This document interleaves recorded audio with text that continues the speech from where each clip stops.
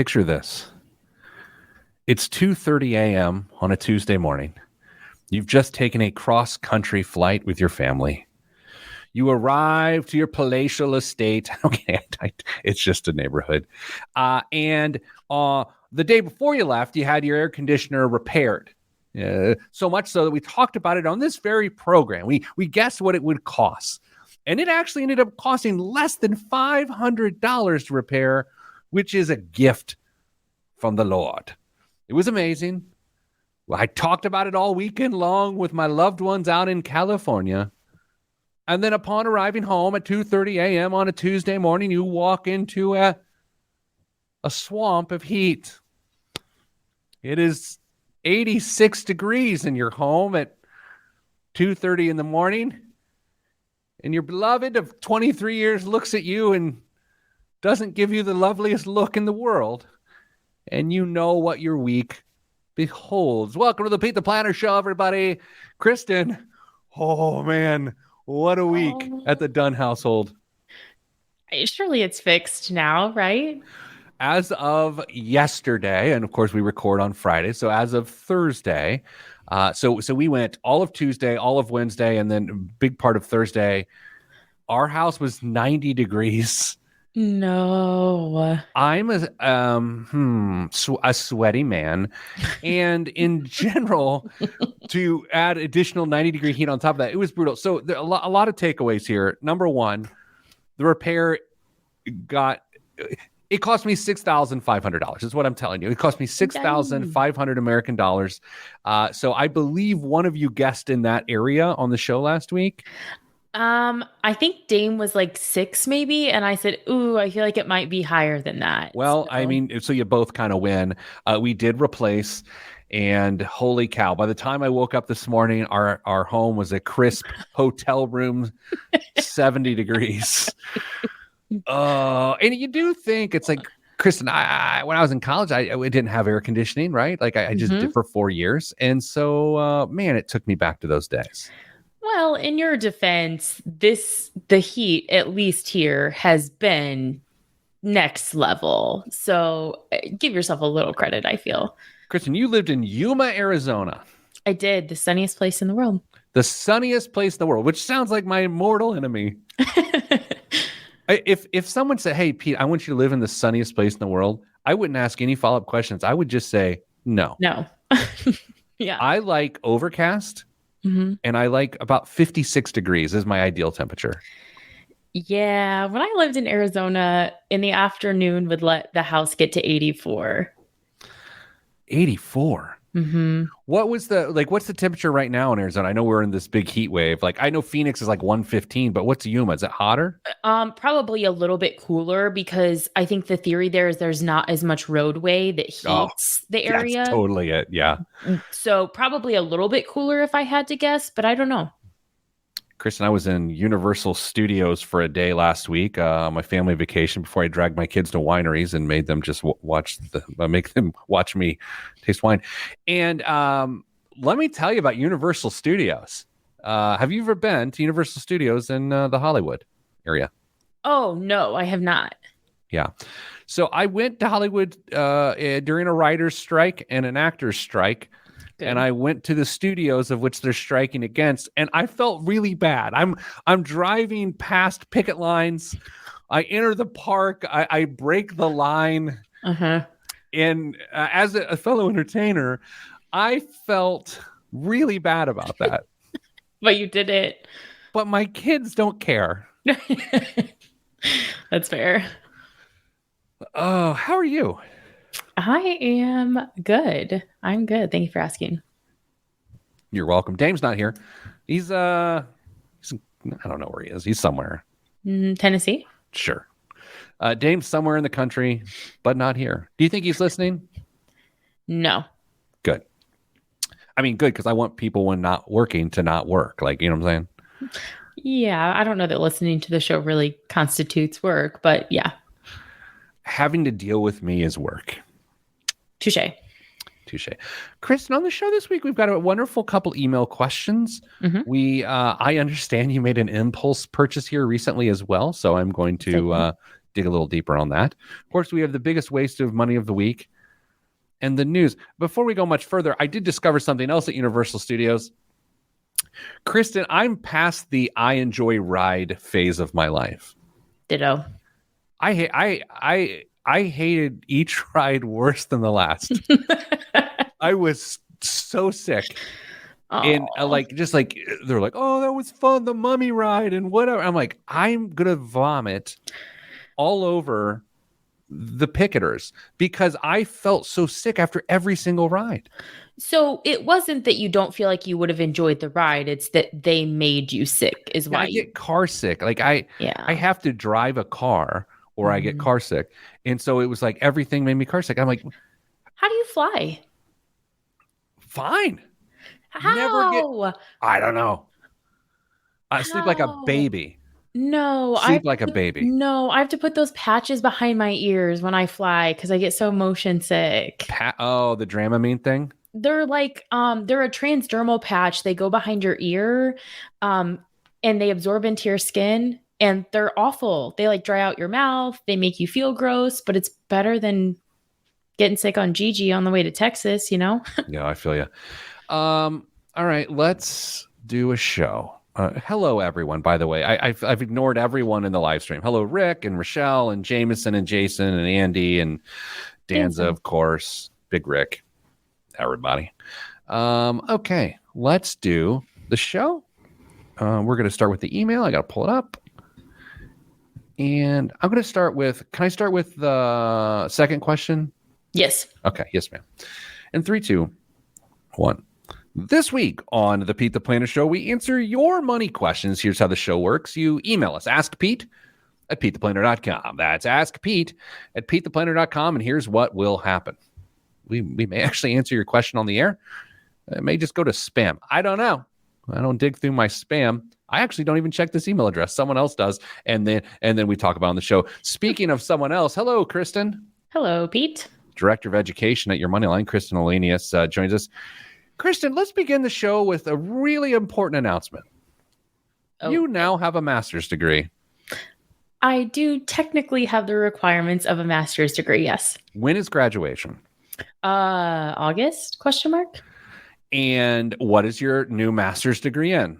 Personal financial planning. I dual majored in that and financial therapy. And not that we should discuss someone's grade point average on the air, but when it is perfection, it is worth noting.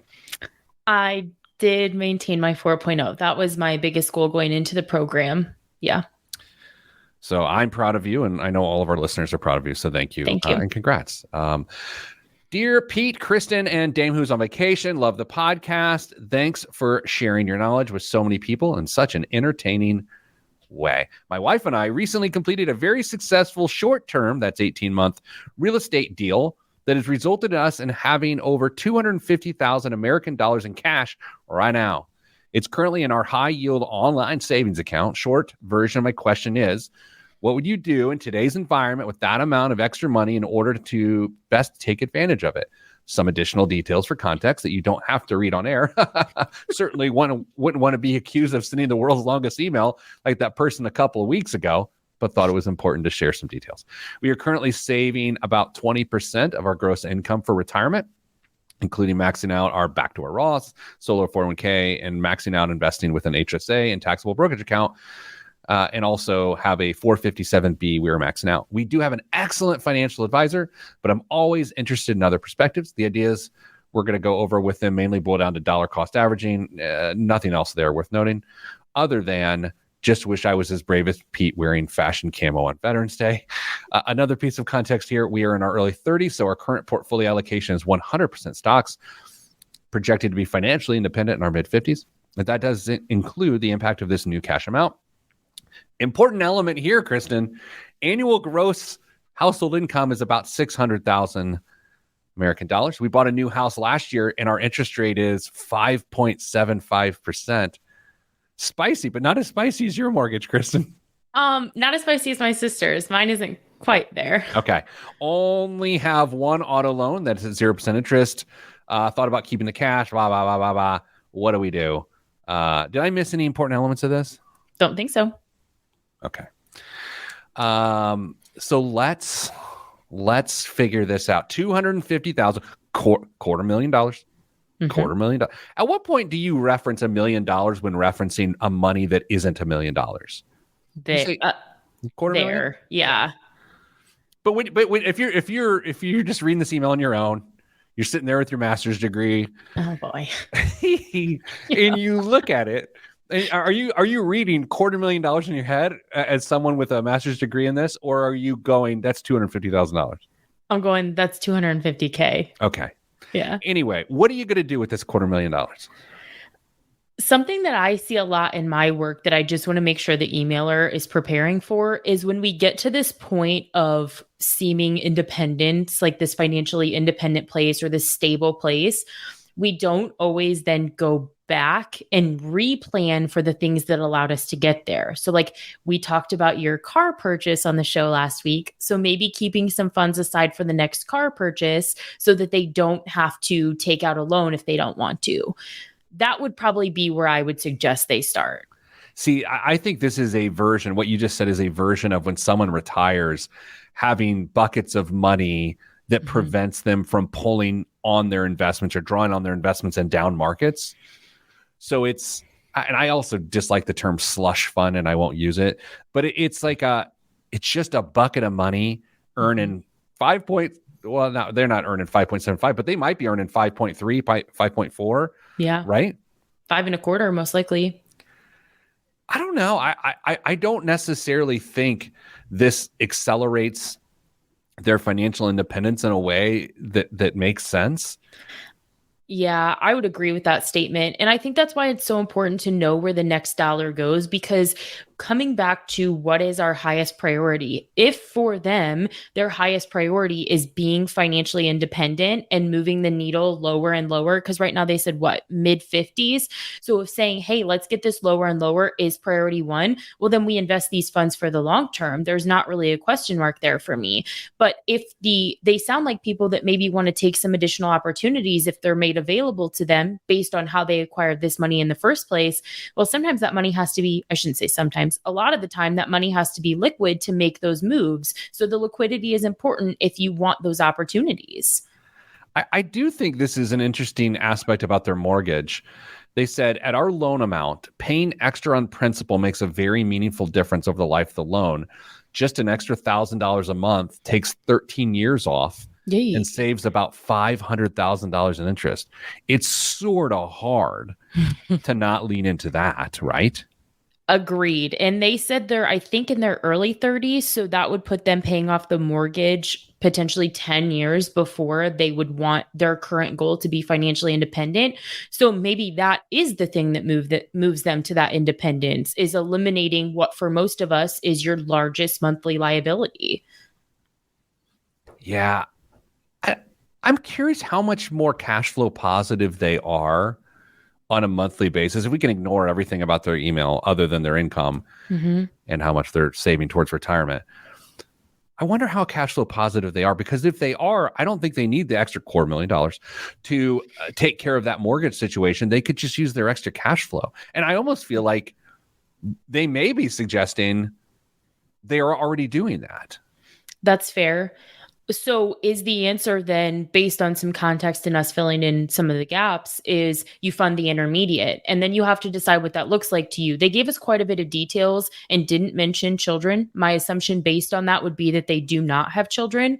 So if they don't have children or don't plan to have children, that looks differently than if they plan to expand a family, which, as you and Dame tell me all the time, just bleeds you dry. So make sure that you're planning for that adequately. So I just did a little math on the radio, which is what I'm known for. If they're getting 5.5% on a high yield savings account right now, that yields over $1,000 a month of interest on that $250,000. Set the $250,000 aside, have that pay the extra $1,000 on the mortgage, and you can have your cake and eat it too.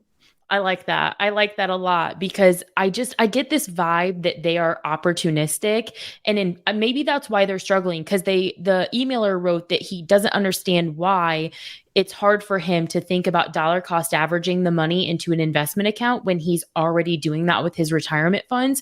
And maybe it's that lack of control that he's struggling with, knowing that investing it means he might not have as many opportunities should they arise.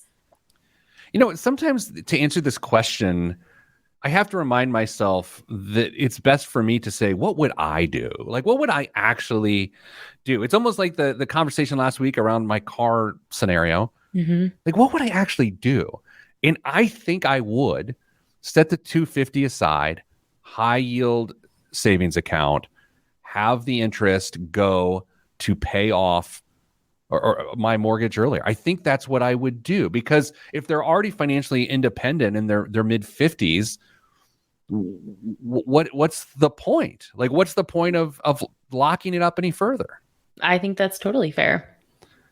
And of course, yes, we have to acknowledge that this is a good problem to have.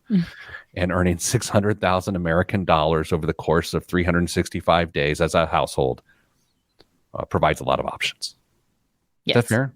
That's more than fair. Okay, here's what we're going to do. Coming up after the break, we're going to talk a little bit more about the student loans restarting. We had a question around that. And Kristen made a spontaneous purchase. That's all next here on the Pete the Planner Show. My apologies. You've been running long outros lately, so I didn't want to offer too much there at the end. No, it actually worked out because I didn't see the time.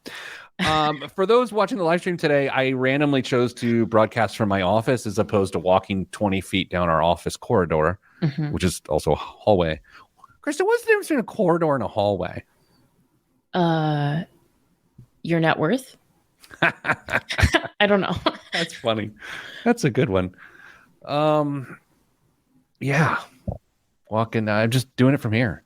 Plus, it's a major storm outside in Indianapolis, so I'm just sort of enjoying watching the lightning, thinking I could get struck. So that's good. Kristen, big plans this weekend? Potentially finishing my basement for this fall for football, so that's good.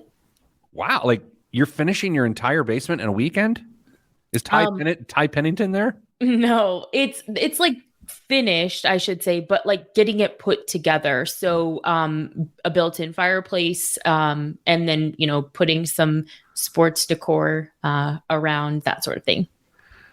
When you think about the fall and it's the ultimate sports season, right?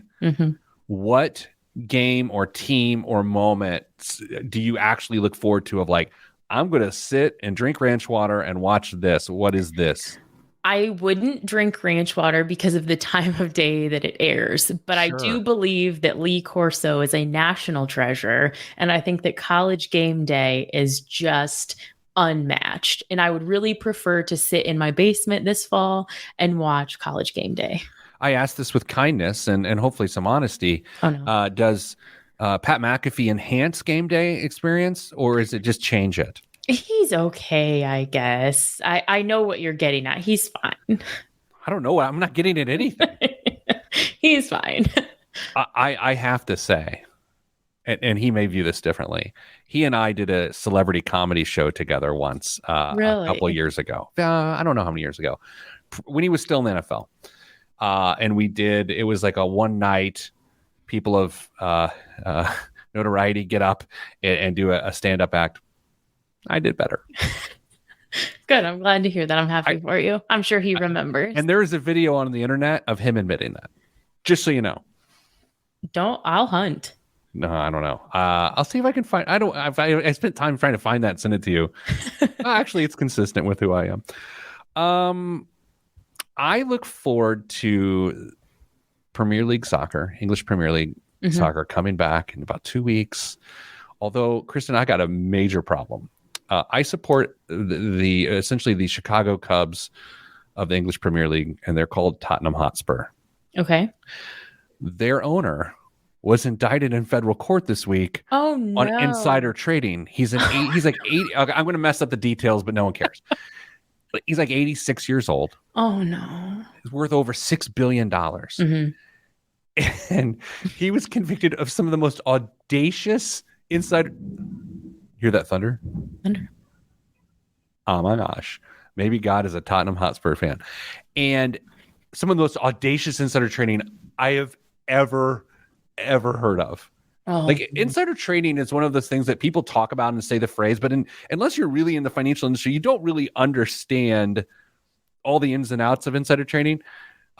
This is just nuts. So allegedly, he just gave two of his pilots $500,000 each, told him exactly what to buy, what stock to buy, because he's on a boards of directors and sorts of things. mhm. They made the purchase, repaid him both the $500,000 each, kept the proceeds, and he just did it as like a parlor trick, allegedly. Like he was just doing it like, hey, blah, blah, blah. Hey, you want to make a little cash? And like, why? Brazen, absolutely brazen. So you're still a fan of the team? I'm still a fan of the team, but take that and our best player, Harry Kane, being sort of on the transfer block. They call trades transfers and whatever. It's problematic. It's going to be a long season. Oh, no. The golden cockerel that stands above Tottenham Hotspur Stadium is hanging its head in shame. Their mascot is a cockerel. It looks like a rooster, but it's called a cockerel. Interesting. And there's a giant statue over Tottenham Stadium. It's a golden cockerel. Mm-hmm. And for that, we will move on. Good call. Oz is in the office today, by the way. She's nervous. She is our HR person, and she is down from Chicago, and she's here. Okay. Okay. So, podcast people, sorry. There's a painting behind me. And one Caitlin Elanius, the one with the really high mortgage interest rate. She does not like the painting. And so I will describe the painting for those that can't see it. It is George Washington from the, I believe, what is that, a $1 bill? Perhaps. And he is sort of graffitied. He's got gold hair, blue lips. Mm-hmm. And I like it. I got this at CB2, which is Crate and Barrel 2. It's a sort of a strange store. You can't really find them. You can find them online. And I got it probably a long time ago. But you know how I am with time. Could have been last week. Could have been before I was born. I think I bought this before I was born. Oh, no. If they think that's upsetting, I should go get the Benjamin Franklin one. Yes. You know that what? One's weird. I might go do that right now. Oh my! Here is now it in my office, it. or is it in my studio?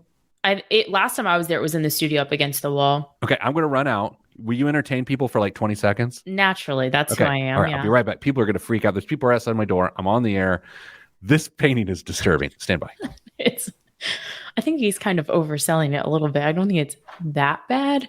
But who said Jameson, the artwork low key looks like Matthew McConaughey? Does anybody else feel like that's true? I can kind of see it. I also feel like he was a little disingenuous with the description of the lips. It very much reminds me of I grew up with Bratz dolls. That's definitely what it reminds me of, is a Bratz doll. Okay, I'm back. Oh boy. Okay. This is so disturbing. I'm trying to go what shoulder I want to go over. Are you ready?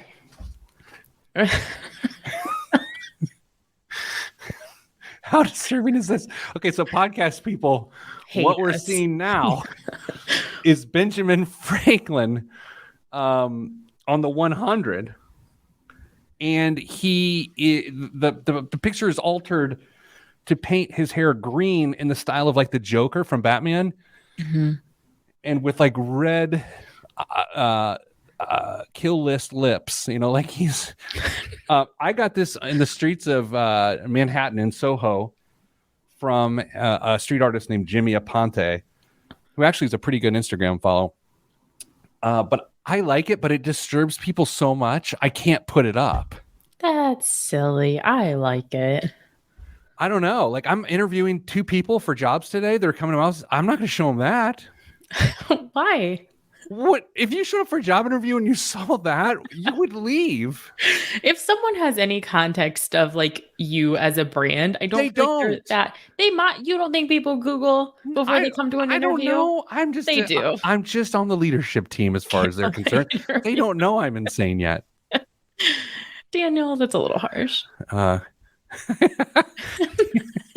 Daniel says, "Go ahead and other Daniel, or this one." Two Daniels, Wayne. Both. Yeah. Oh, sorry. Sorry. I know podcast people. Yeah. Sorry. Anyway. Oh, I gotta go. We gotta get going. Okay. In 3, 2, 1. Back on the Pete the Planner show. Kristen, it occurs to me, or I have been told, you did something this in recent history here that is not really towards your character, and that is a major spontaneous purchase. A major spontaneous purchase. As someone with a master's degree in personal finance and what's the other major in? Behavioral or financial therapy. Now you've got me confused about my own degree. Right.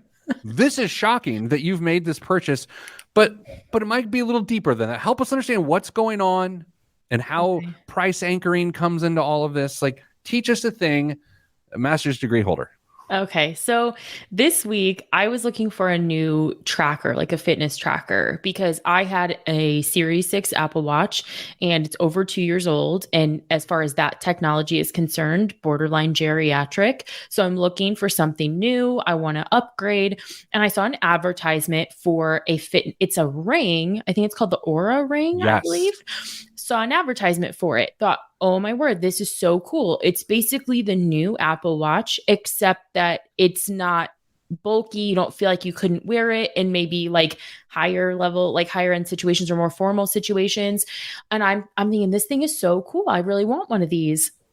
And so I saw on their website, the price was $299. I'm like, okay, so I'm doing all this research. I want one. Well, when I went to check out, I'm building my ring, decide I can live without the interface of the Apple Watch.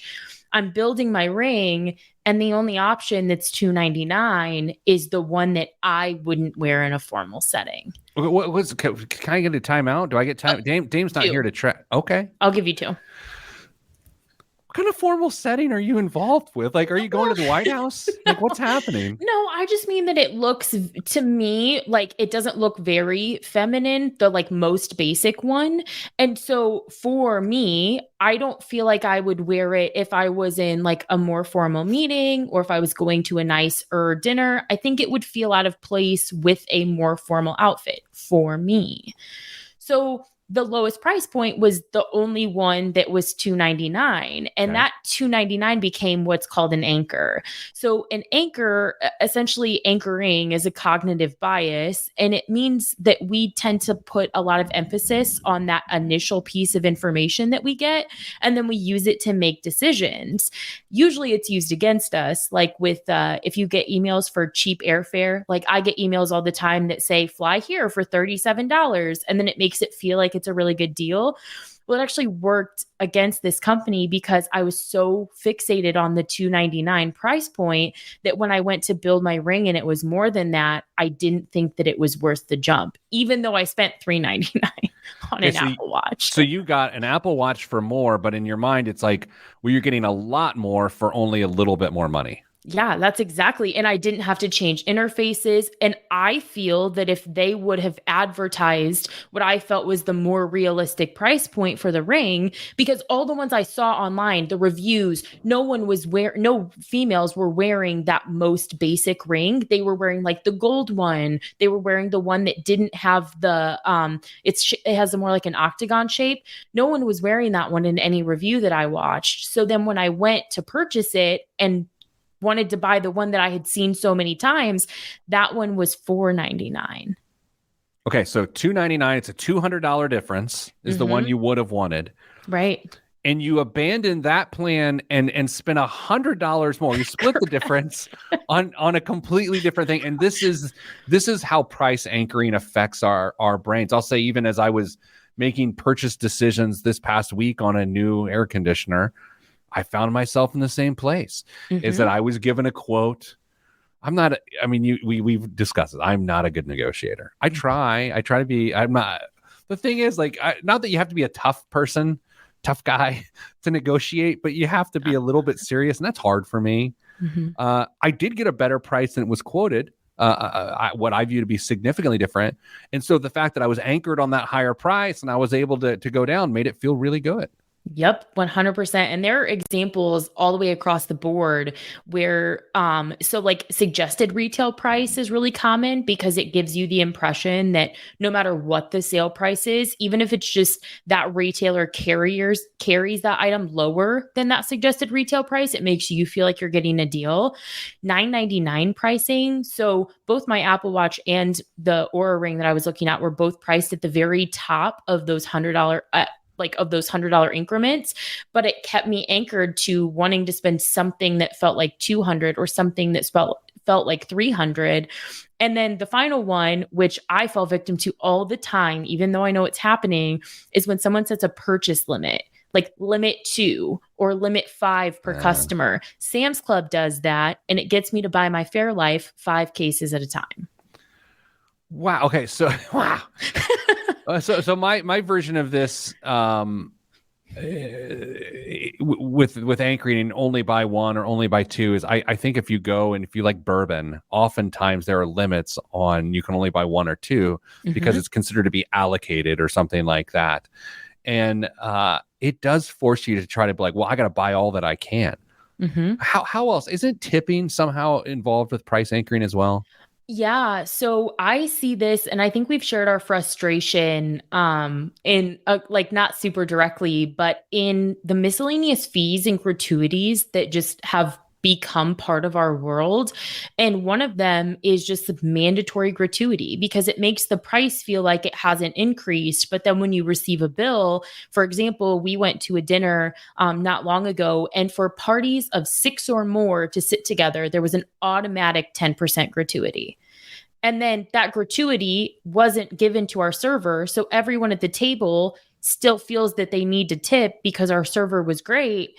And before you know it, the meal then had a tip of 30% on it because it was labeled as a gratuity. They weren't just increases in prices.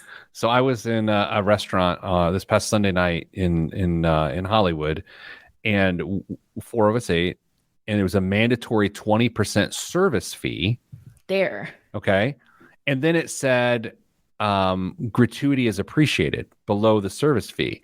And it just like the people we were with live out there, but it's still confusing. I didn't know what to do. And I felt like, okay, well, first of all, we wouldn't put gratuity on top of the new price that is includes the 20%. So if we did gratuity, it would be off the lower.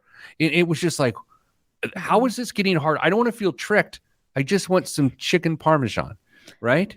Yes. And that's how I feel. And I was reading an article not long ago about why, when you go to it seems like it's always a retailer or a merchant who uses an iPad, and there's always that option to tip.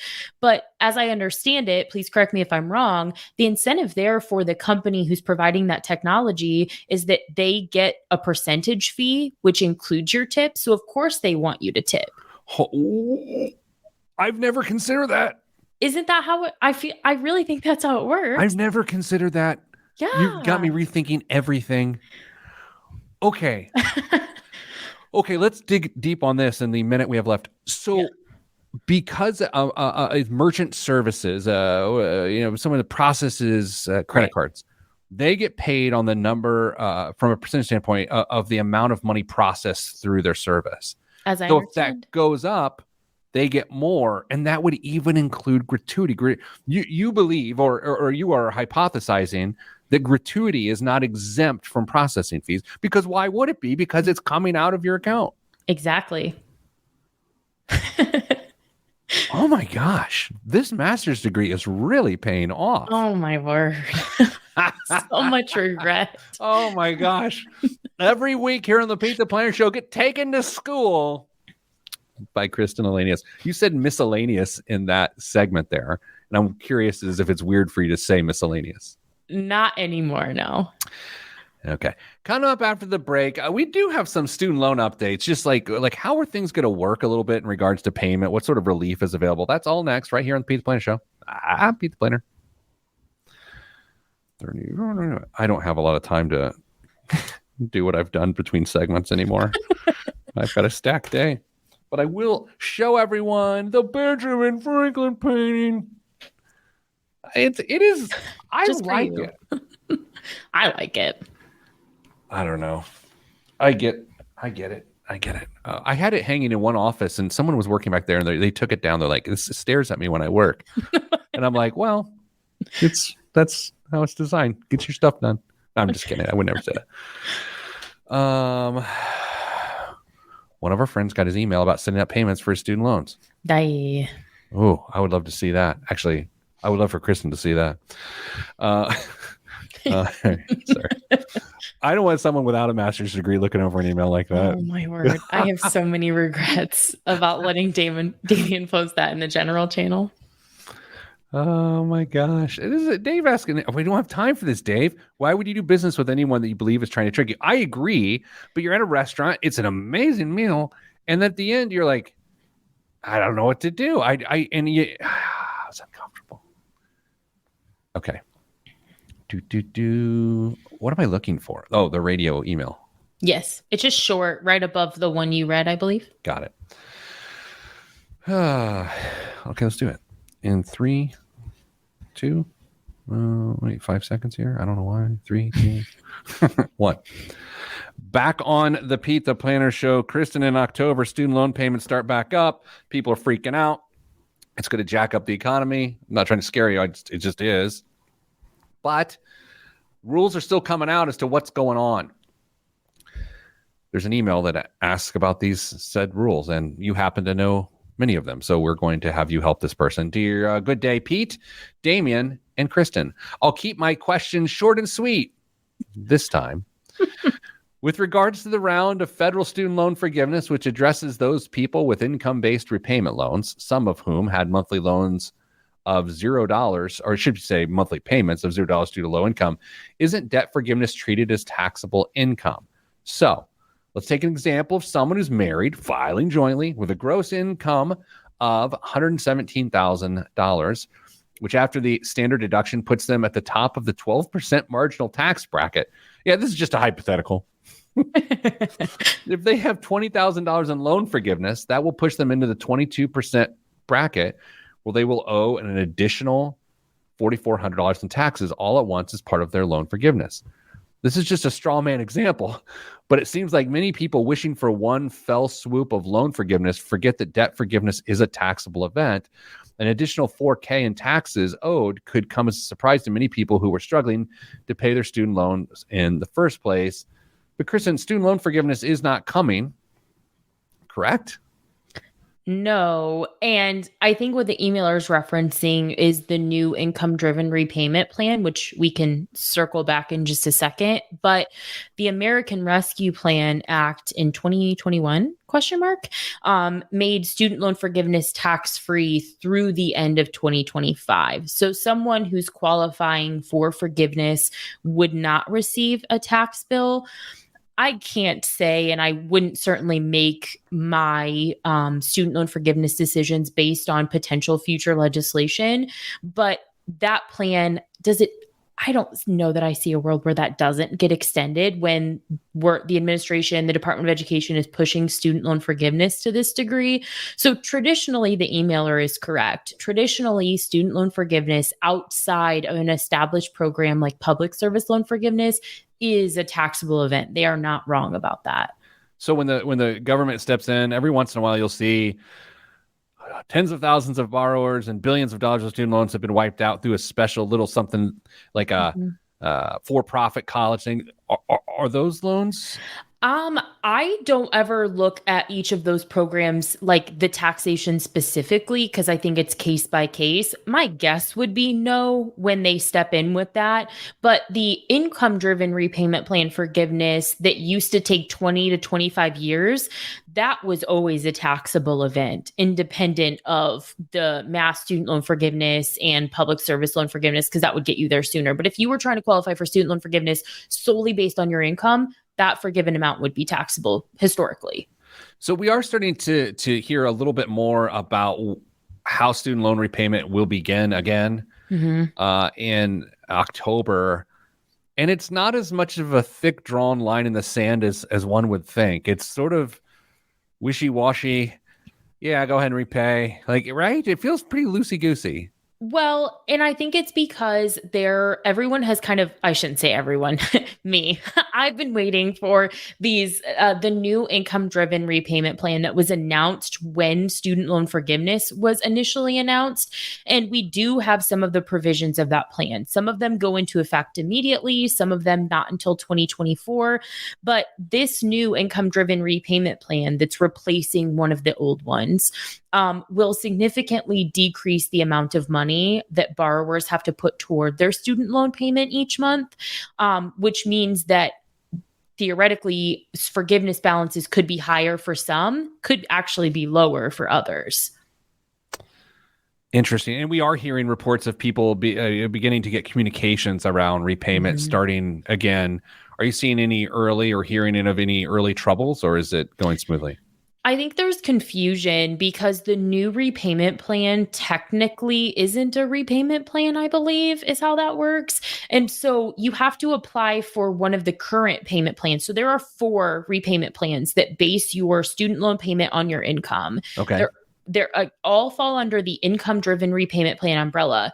The new one that benefits almost everyone who's going to pay on income driven repayment is replacing one of the ones that already exist. So you have to apply for what's called REPAYE, revised pay as you earn, and then be moved to the new plan because the infrastructure is not there to just let people be on it immediately. That has absolutely caused confusion in our daily work because borrowers aren't sure what they should do in the interim.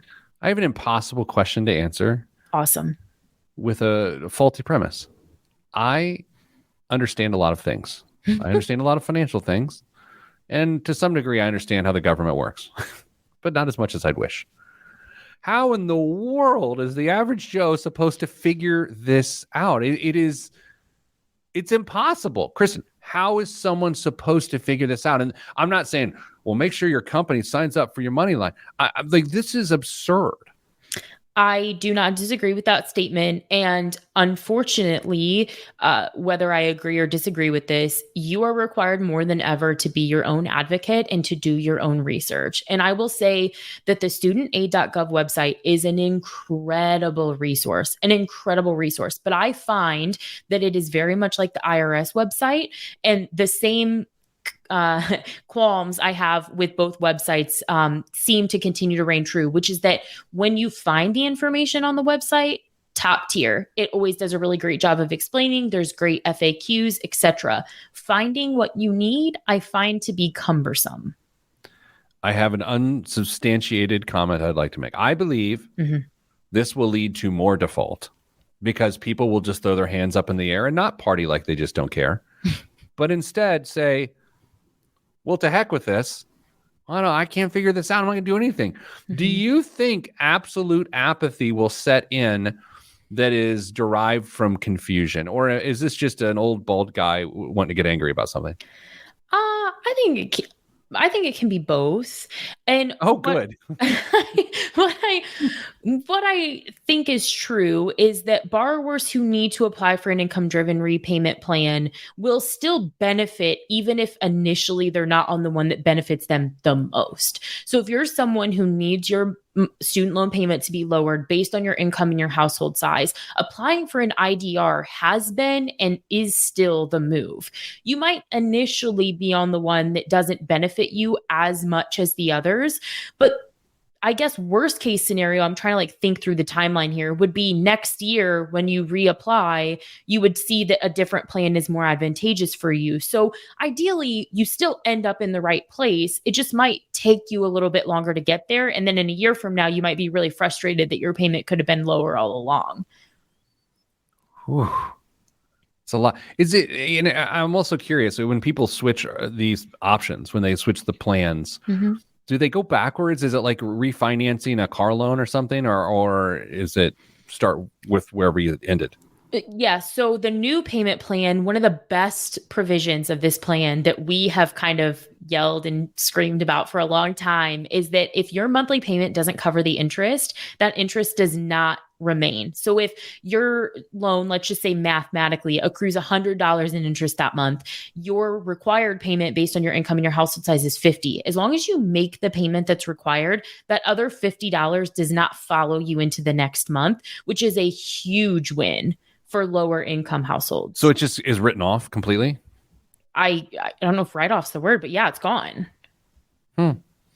That's peculiar and arguably fair, right? Like I think what is so hard about student loans is that if you are not covering the interest, then they just keep growing. You hear horror story after horror story of people starting with $30,000 of student loans, and then 15 years later they have $80,000 of student loans, which doesn't exactly seem right. Yep, exactly. And this plan hopes to eliminate those situations. Well, that's nice. All right, let's do this. Coming up after the break, we've got a few different things. We've got the current events as presented by Kristen, since Dame is on vacation. And we've got this week's biggest waste of money of the week. Kristen, I feel well informed to make a pretty good judgment about this week's BWOM, biggest waste of money of the week. And I'm also pleased that I get to present these ideas to you for you to guess. That is next on the Pete the Planner Show. I'm Pete the Planner.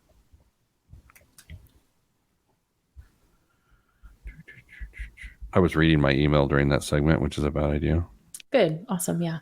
I got a ridiculous email. I could go on a rant, but I won't. Also, I watched the guy that does the sound effects. Very underwhelming. Michael Winslow? Did you watch the Led Zeppelin one? I watched whatever one you put in the chat, and I was that was underwhelming. Well, his comedy, like he was doing America's Got Talent, and he was doing like bits, and they weren't funny. He's like, and then a fast car went by. It's like, that's not a comedy act. He's like, and then there was an ambulance. I'm basically the modern day Michael Winslow, except it is the modern day, and he's still in it. So I don't know who I am. No, I was a little underwhelmed. And then there's a baby crying. It was like his setup was terrible. Kristen has not seen Police Academy. She's not seen, first of all, she's not a movie person, so that ruins everything. Number two, she's not seen a single piece of media prior to 1998. She doesn't know that the world existed prior to 1998. Okay. Have you seen the original Top Gun? Mm-mm. What is wrong with you? I'm sorry. That master's degree, you can't teach class. This week in our team meeting, I had to divulge that I've not seen The Wizard of Oz. So that was a good one. What? Sorry. You've not seen The Wizard of Oz? No. Okay, now I got to go through some classics to see if you have seen these. The answer is no. Star Wars? No. Indiana Jones? No. Back to the Future? No. Jurassic Park? Like, there's a lot of them, right? Like maybe one or two. Okay. Mean Girls? Oh, absolutely. Okay, yeah. So the classics. All right. Ferris Bueller's Day Off? No. So you've definitely not seen like Caddyshack, Spies Like Us? No. Okay. Animal House? No. Vacation, National Lampoon's Vacation? Oh, boy. Princess Bride? I have seen that, Danza. Okay. Ooh. Wow. Sorry. Wow. But a lot of country music. Lots of it, yeah. A lot of country music. Huh. Okay, let's do the show. In 3, 2, 1.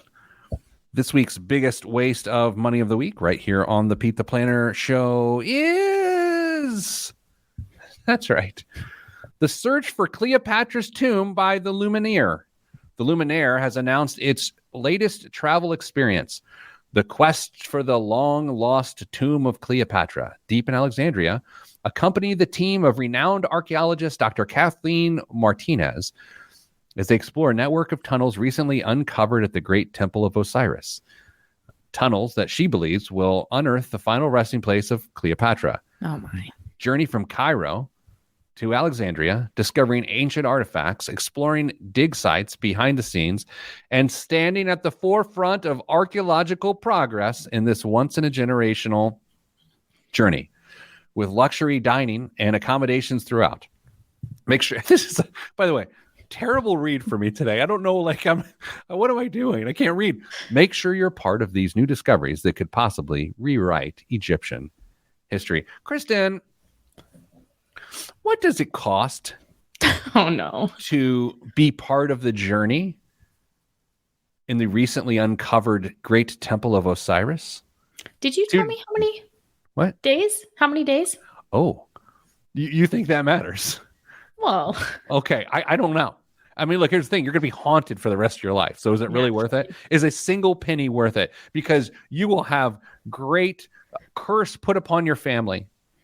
I was recently at Universal Studios, and I rode the Mummy ride, and I feel cursed. I was cursed with car sickness immediately upon riding the ride. What about going to the real tomb of Cleopatra? You don't think you're going to have like spiders in all of your raspberries or moldy yogurt? I mean, all of the sort of things that terrify me on a daily basis. What do you think it costs? I really have no idea, but now I want to say $250,000. Do you remember a rule around here about what you're supposed to do with your guess? Multiply it by 10. So did you do that in this regard? Yeah. You shouldn't have. The answer is $25,000. Who did that to me last week? I think was it James or Daniel? Somebody told me to multiply it by 10. Oh, wow. So I mean, here's the thing. Like, great. First of all, who knew that I'm involved. I'm an archaeologist. Who knew we've never found Cleopatra? Didn't you assume we found Cleopatra? Maybe, but is this your image or their image that they provided? That's their image. What, my image? Okay. First of all, we're on the radio, but I am showing an image on our live stream. Kristen, what are the chances that I track down an image for a segment? Well, because you could have told me that this was the scene or the backdrop for like a new Indiana Jones movie, and I wouldn't have known the difference because I've never seen it. I just think the risk of unearthing ancient artifacts is just like, I've seen National Treasure 2. I know how these curses work. Dare I say I am an expert at this. I would have no idea then, actually. Kristen, what's in the news this week? Yellow Corp trucking company shares plunge as bankruptcy looms. The end may be close for Yellow Corp, a nearly century-old trucking company with 30,000 employees. The company narrowly avoided a fatal strike by the Teamsters earlier this week after they missed payments to pensions and the healthcare funds. The sales staff was reportedly told that the company would be filing bankruptcy July 31st, so that would be this upcoming Monday. If you're listening to the podcast, might have already happened. Shares plunged 40% on Thursday, July 27th. I can just see the trucks, right? Mm-hmm. Big black block letters, says yellow. Yep. Right? On those trucks. 30,000 people are losing their jobs. It says the company has 30,000 employees. And then also there was, I don't know what you would call this, mismanagement that happened. I'm quite familiar with mismanagement. I do it on a daily basis. But something with like government payouts. And as a result, the U.S. taxpayer actually owns about 30% of the corporation as well because of like a government bailout or something. I didn't read the backstory to the backstory. So I pulled a Damien when it came to the news. I didn't have the follow-up details. So pulled a dame. Yeah, I mean, look, I know we are at low unemployment in our economy overall right now. I know that, which doesn't bode well for 30,000 people entering the job market. However, I feel like the logistics companies are always, and trucking companies are always hiring, always. So they're just going to get absorbed because that freight, them loads has got to get delivered. Perhaps. I came across this story because I saw a video of a meeting where an employee had heard that they had missed payments, and he was naturally and understandably very emotional and irate. And that's what I think of is in the interim, navigating this space as an employee. Like, what does this mean for me? Because you're right. If we take a step back, we think surely this all works out in the end. But in the interim, people who have been there for their tenure, for their career, thinking about their pensions and their healthcare, I just can't imagine how they feel. I'm with you. Like, I'm hearing this story. I'm like, yeah, new story, new story. The second you say 30,000 people, I'm like, oh, actually, I verbalized it. It sounded like Michael Barbaro there for a second. What else is in the news, Kristen? What Fed hikes? Much of America's consumer debt is still riding ultra low interest rates. The Fed raised interest rates to a 22-year high on Wednesday, with the 11th increase since March of 2022. As of the first quarter, only 11% of outstanding household debt carried rates that fluctuated with benchmark interest rates because fixed rate debt became more common after the 2008 financial crisis.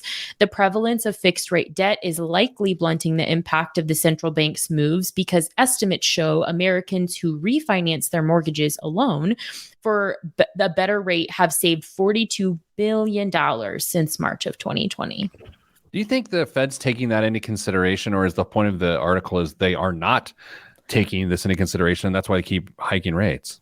I think the latter is what the article is trying to point out is it really having the impact that you would expect because so many people are riding low interest rates? And they interviewed families in this article that I read about how they don't feel like the rising interest rate environment has really impacted them because every liability they have is at the lowest rate they've ever had. Oh, that's interesting. Mm-hmm. Because they refinanced when we had lower interest rates. Right. I don't know. I got to just say anecdotally, I feel like that will turn eventually where, and it's going to be more recent consumers. What does that mean? People who just recently became adults in the last 10 years who are so used to low rates. And so you could afford anything with low rates, or it feels like you could. But when they start to get to 7% and 8%, and you're like, whoa, this is meaningful. We talked about in the first segment of the show, the difference on what was probably a very large mortgage by paying it off early was $500,000. Like that's real money. And I think we're not there yet where the average consumer feels that and recognizes the cost of high interest rates, but we're getting closer. I again, without being the old guy, I feel like people complaining about interest rates right now are people who've been there, done that, and they just don't want it again, you know? Mm-hmm. I think that's fair. What else is in the news? Small town America is the next frontier for Chipotle Mexican Grill. Chipotle is expanding to, quote, small town USA. The burrito chain says it will open 1/5 of its new restaurants in places with less than 40,000 people. Small town. Okay. To some extent, a lot of restaurants are just following consumers to wherever they are. So where are they? They're increasingly outside of the cities. So Chipotle's growth has driven its stock shares 53% higher this year, outpacing McDonald's and Starbucks.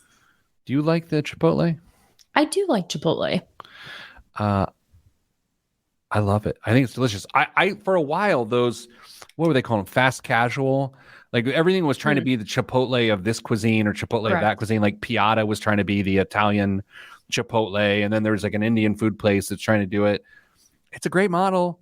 It's I wouldn't say it's cheap because it's not cheap. And it feels healthier than fast food. Yeah, that's how they trick you. It's like, exactly. hey, this 1,100 calorie burrito is healthier than that McChicken. It's like, is it? What? Huh? It's twice the calories. How? It's exactly what they do. It's organic. Yeah. Do you like Chipotle more than Qdoba? Yes, I do. How about Moe's? I like Moe's the best. Really? Yeah. Have we talked about this in the show? I don't think so. I just like the way they greet you. I don't. And I also don't like the name of the things you order. It's like, I'd like a Joey bag of donuts. It's like, no, just give me some nachos. I don't want to. That's all we have time for this week. Sending good vibes. Those good vibes are all in the budget. I'm Pete the Planner. This is the Pete the Planner Show. Joey bag of donuts. You've never seen Fletch. Here's the thing. You don't know any of these references at Moe's because you've never seen anything. No. Yeah. So there is a scene in Fletch starring No idea. Chevy Chase. Okay. Have you seen Goonies? No. Chevy Chase is Lampoon's Christmas Vacation as well? No? Yes. So there's a scene in Fletch, and he always changes his name. People ask his name. He always impersonates different people because he's a detective. And he says his name is John Cocktoston, which is Scotch Romanian. He says it's Scotch Romanian. There is a meal, like a burrito or a taco at Moe's called the John Cocktoston. And it's like, that is funny to me, but I also don't like, if I'm hungry for some brown rice and beans, I don't want to go, yeah, I'll have 3 John Cocktostones. It's like, just give me a burrito. I probably miss out on a lot of pop culture references, huh? Yeah, that is the operative point of the show today. Awesome. Okay, I have to go meet with Doug. So I get to go meet with Doug, I should say. Yes. And Kristen, thank you for a great job as always. And again, congratulations. We're all very proud of you. We will have a party on air for you when you actually graduate. Thank you. We will have you turn your tassel. Is that how it works? You move your tassel? Something like that. I don't know. I never graduated. All right, that's it. Stay getting money.